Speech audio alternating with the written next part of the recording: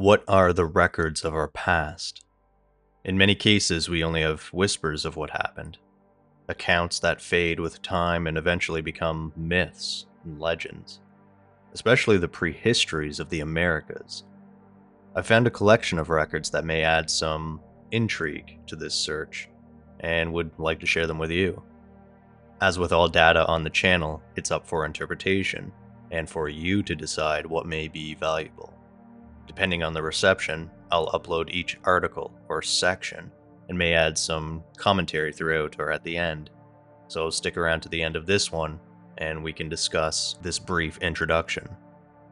There may be some extraordinary clues within these pages, and it seems the most perplexing problem confronting the historian of the human race is the presence of prehistoric man in the Western Hemisphere as the builder of great temples, palaces, mounds, and pyramids.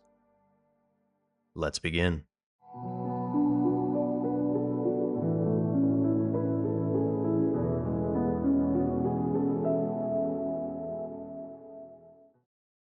Alright, Volume 1, Part 1, January 1902, Records of the Past and American Antiquities.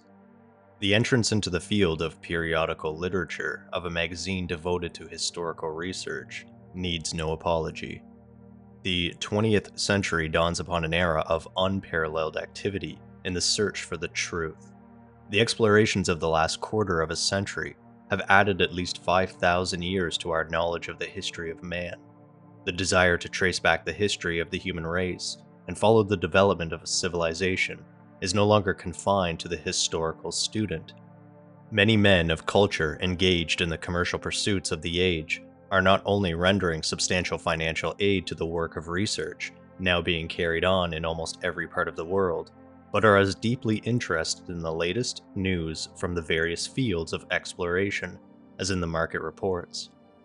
The existence of civilization, and even culture, among races that long since disappeared from the earth, thousands of years before the Christian era, is interesting alike to youth and old age. In ascending the river of time, our pardonable conceit over our rapid advancement in the arts and sciences is lessened by the evidence we find on its banks of former dwellers who conducted their business affairs much as we do today, conceived and executed great enterprises, and were builders not unworthy of comparison with the most renowned of our time. Far back in the past, we find the stream of intellectual and commercial life broad and deep. How many thousands of years we must still go back to find its source? Only the excavator, the scholar, and time can determine. Less than 50 years ago, we were accustomed to look upon the pyramids and ruined temples of the Nile Valley as the oldest monuments of the world. Not so today. We have found that even their builders were an alien race, who, when they came to the Nile Valley, found a people in possession of many of the arts of life. In the mounds of the Tigro-Euphrates Valley, we find what may justly call civilization 7,000 years BC, and the earliest foundations have not yet been reached. So far as scientific exploration has determined, the Tigro-Euphrates Valley was the earliest home of man. From that center, the human race spread west to the Mediterranean and the countries bordering on its shores into the isles of the sea, and east to the Pacific Ocean. But the most perplexing problem confronting the historian of the human race is the presence of prehistoric man in the Western Hemisphere as the builder of great temples, palaces, mounds, and pyramids. Did he find his way here over Bering Strait, or now buried continents in the Pacific and Atlantic Oceans? To solve this problem, the archaeologist and the geologist must carry on their investigations side by side. The layman must, as he follows them in their work, discriminate between their theories and the actual results of their investigations and discoveries. How long man has inhabited our globe we do not know.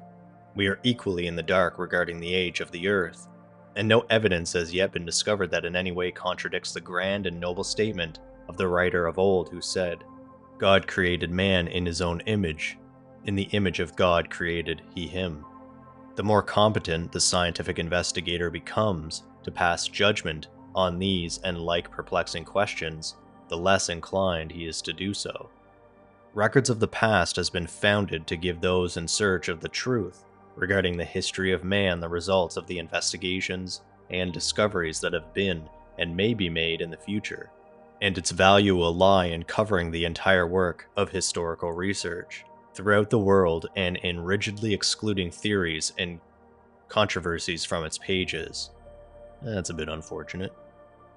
It is most proper in presenting the plans of this magazine to the public that special attention should be called to American antiquities. We shall regard it as a special duty to record the work of historical research in the Western Hemisphere.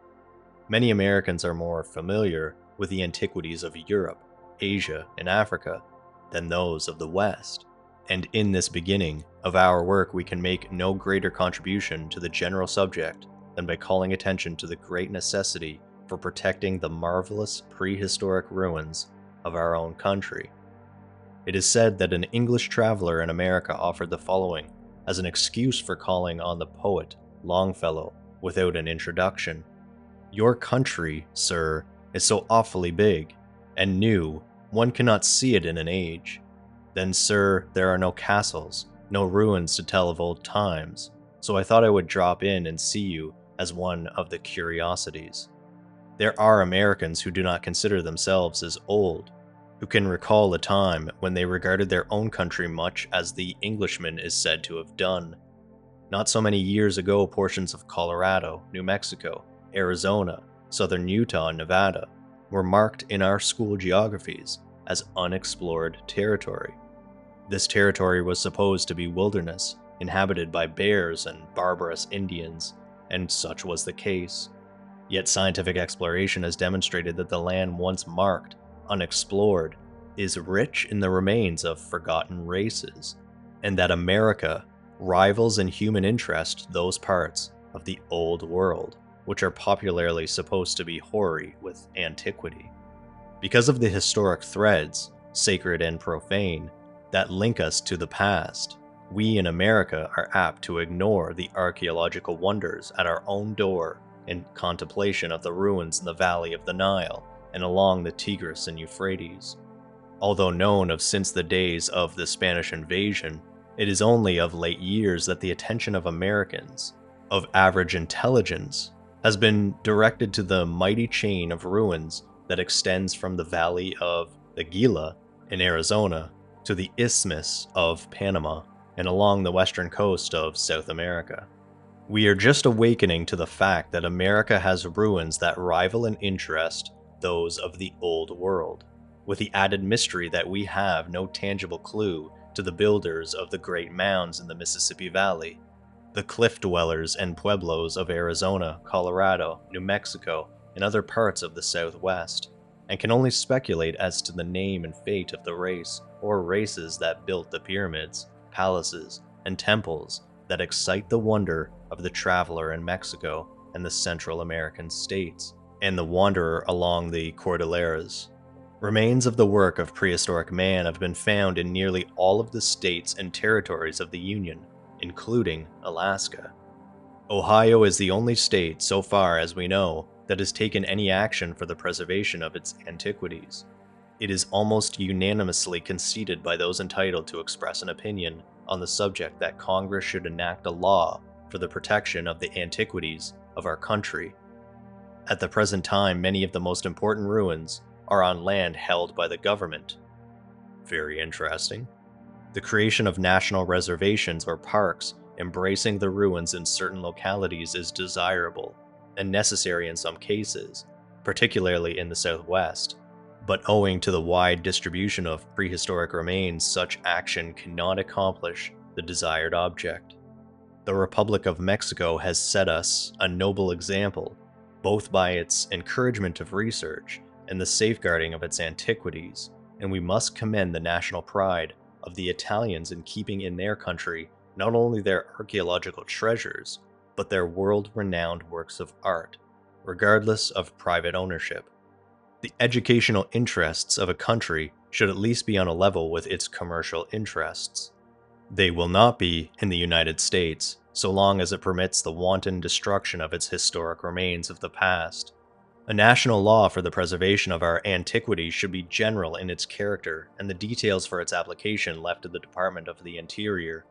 We cannot conceive of the department ever interfering in cases where ample provisions have been made to accomplish the end in view. The law should embrace the following general principles. 1. All historic and prehistoric remains bearing upon the antiquity of man should be under the control of the Secretary of the Interior. 2. Excavations in the interest of archaeological science and for the recovery of extinct forms of animal life and the removal of whatever found as a result of such excavations should not be permitted without the consent of the Secretary of the Interior. 3. A fund should be provided for the care of important ruins liable to destruction from the elements, also for acquiring from private ownership such ruins as, in the judgment of the Secretary of the Interior, should be preserved and protected from despoliation. 4. The sale of suspicious objects of antiquity or manufacture of them for sale as originals should be absolutely prohibited. 5. Adequate penalties should be prescribed for the punishment of those violating the rules and regulations made by the Secretary of the Interior for making effective such legislation.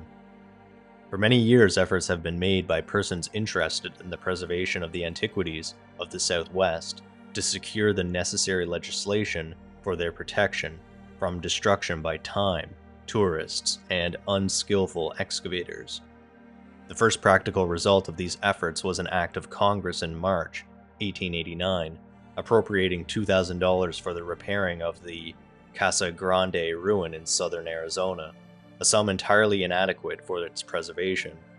In June 1892, the President, under the authority of the Act of 1889, directed that a tract of land comprising 480 acres be set apart as a reservation. This reservation embraced the chief ruins in the locality. Unsuccessful efforts have since been made to secure an appropriation sufficiently large to complete the work already begun. Meanwhile, the wooden lintels have been carried away, enabling the elements to almost complete the demolition of the last fragments of the once massive group of buildings that crowned this commanding site. Everyone interested in the history of man on this continent, and who should not be, must feel humiliated over the failure of this government to protect the ruins within its territorial limits. Ruins that bear witness to a race of great builders long since vanished, and not unworthy of comparison with the builders of the century that is just closed. This is the only civilized nation that has not enacted laws for the preservation and protection of its monuments and remains of the past. We are at the present time awaiting the permission of the Turkish government for the expedition to begin its work on the banks of the Euphrates. Further eastward, M. de Morgan could not begin his work of excavating ancient Susa until the French government had obtained the permission of the Persian government for him to do so. It is but the promptings of natural instinct for a nation to preserve its records and monuments of the past. It will surely not be to the credit of Congress if it fails to signalize the dawn of the 20th century by making laws for the preservation of the monuments that bear witness to the glory and greatness of those which have preceded it. The failure to pass either of the bills introduced during the past two sessions of Congress seems to have been owing to objection to the creation of national parks or reservations, but the creation of reservations where prehistoric ruins are located is not desired, except in some few cases in the Southwest. What is needed is general legislation for the whole country.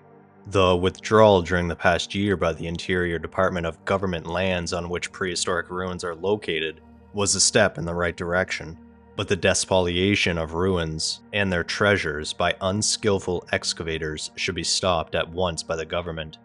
It is to be hoped that the recent vigorous action by some of the citizens of Colorado in this direction may have a salutary influence in other parts of the country, but legislation, either state or national, will not be complete unless the counterfeiter of antiquities is put on a par with the counterfeiter of national coins and currency.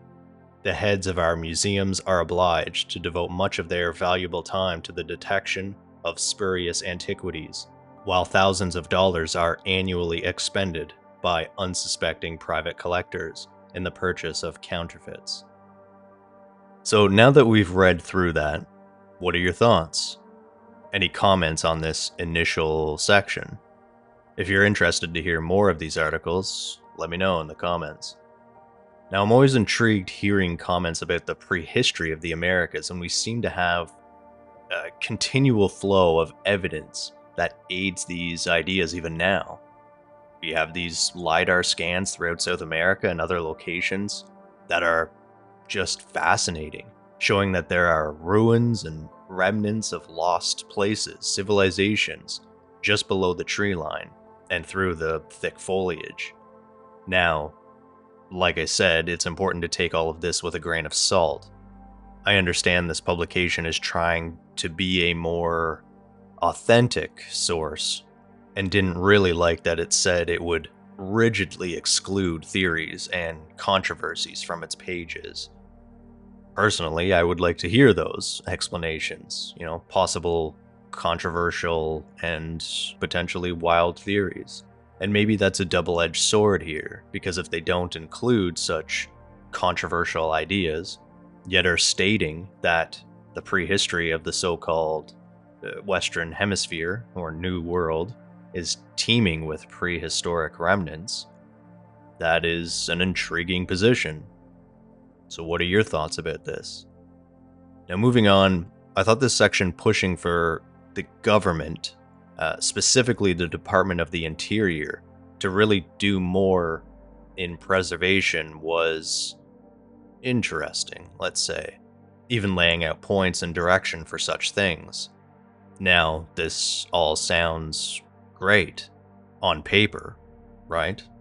Yet, while reading this, it had me wondering why there was no mention of the Smithsonian. It is also a government institution, and it was created in 1846. So it was well established, had put out numerous publications, and no doubt was in the same field as what was being described here. However, I've heard and read through many controversial data about this institution. Maybe at its inception, like many things, it was done with the best intentions. It was, after all, an establishment for the increase and diffusion of knowledge among men. Now, I'm sure there may be some snickers behind the screens, and even myself wondering if it was almost the exact opposite intention of this institution. At least when it comes to historical data points. I've listened to many readings of articles and other instances where artifacts just go missing. Expeditions conveniently go quiet, and even the original discoverers become silent or just disappear. And if you have any comments about this, let me know. I'm sure there are a few in relation to, say, artifacts from mounds, bones of giant proportions, or even strange artifacts from the Grand Canyon. So is this why this introduction is pushing for another governmental arm to take over or provide oversight? Would that be any better? Unsure. Yet they make no doubt that the government has an abysmal record of keeping or preserving the history of these areas. And is this just because the US is so large? There's so much ground to cover? Do they not have the resources or manpower? Or even the interest? Or is it intentional to just let it languish? Suppose that's up for you to decide. So, with that, I'll end this one. Look forward to your comments, and let me know if you'd like to hear more of these articles. Appreciate you listening in, and on to the next one.